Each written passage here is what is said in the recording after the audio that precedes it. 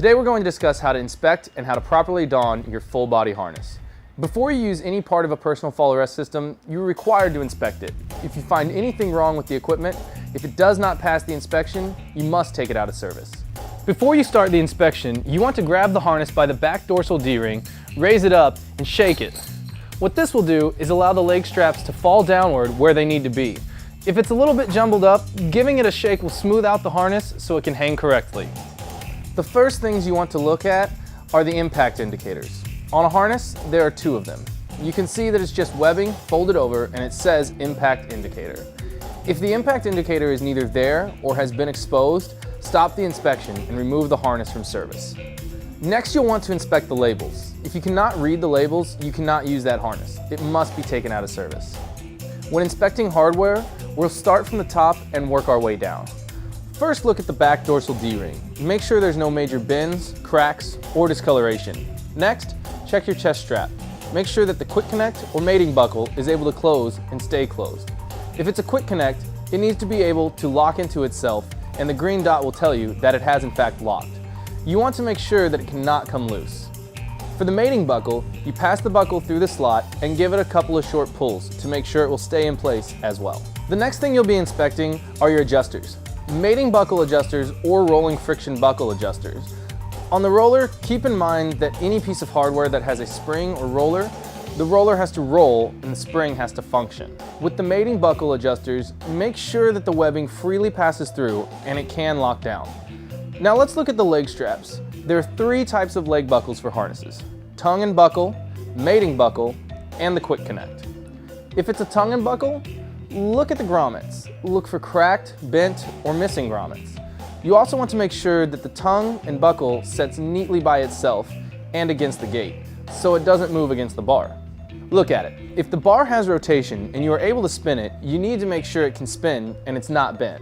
If it's a quick connect, just like with the chest strap we reviewed earlier, it needs to be able to lock into itself, so the green dot shows and it has been locked.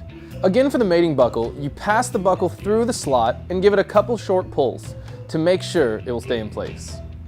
Okay, let's talk about webbing. You always want to do this inspection without your gloves on.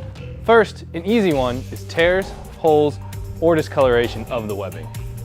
Grasp the webbing with your hands and bend it in an inverted U fashion, checking both sides. This creates surface tension, making damaged fibers or cuts easier to see. Remember to inspect both sides of the webbing. Webbing damage may not show up by just looking at it. Run your hands down the webbing to feel for any hard, shiny spots caused by heat damage. Or feel free to make sure the thickness of the webbing is uniform. If it thins in places or shows signs of undue stretching, that could indicate it has been subject to a fall. Then, you also want to make sure the edges are not worn down too much. If you've got 10% of wear on the outside of the webbing, then it needs to be removed from service. A key thing to look at is the stitching. Make sure you don't have any loose or missing stitches. One place many people tend to forget to look at is the subpelvic strap. Underneath there gets a lot of wear, so be sure to check all of your stitching on your harness. Now that we have fully inspected our harness and confirmed that it has passed inspection, we're ready to don the harness.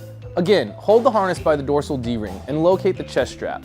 Now, just like putting on a shirt, slip one arm through one side, then the other arm through the other side, so the dorsal D-ring is at your back. You do not want to secure the chest strap just yet. From here, you'll want to adjust the harness from the bottom up. This is the best way to get a proper fit. First, ensure that the subpelvic strap is hanging just below the buttocks, so that when you fall, the bulk of your weight will get caught by the subpelvic strap. That's your strongest support area. You can adjust the height of your subpelvic strap by adjusting your torso adjusters. Now that the subpelvic strap is in place, you can move on to securing the leg straps. Whether you're using tongue buckles, mating buckles, or quick connects, it's all the same. You want them tight enough where it's tight to put 2 to 3 fingers between you and the leg strap. If the straps are too loose, you could be subjected to serious injury during a fall.